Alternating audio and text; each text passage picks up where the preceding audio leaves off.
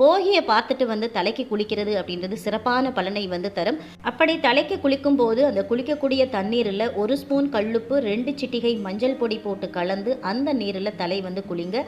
தோஷங்கள் நீங்கும். நம்மை பிடித்த தரித்திரம், வறுமை, பீடை இது அனைத்துமே தீர்ந்து நம்ம வீட்டில் செல்வ பலம் பெருகும். அடுத்தபடியாக சில பேருக்கு இந்த போகி நாளில் குலதெய்வ வழிபாடு செய்வது வழக்கமாக இருக்கும். சில பேருக்கு மாரியம்மன் வழிபாடு செய்வது வழக்கமாக இருக்கும்.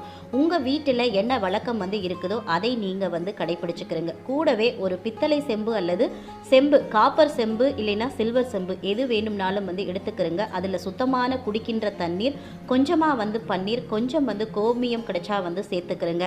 இதோடு வேப்பிலை, மஞ்சள் தூள், கல்லுப்பு போட்டு ஒரு தீர்த்தத்தை தயார் பண்ணி பூஜை அறையில் வச்சுட்டு எங்கள் வீட்டை பிடித்த பீடை இன்னோடு ஒழியணும் அப்படின்னு உங்கள் குலதெய்வத்தை மனதார நினைத்து பிரார்த்தனை பண்ணிக்கிறங்க.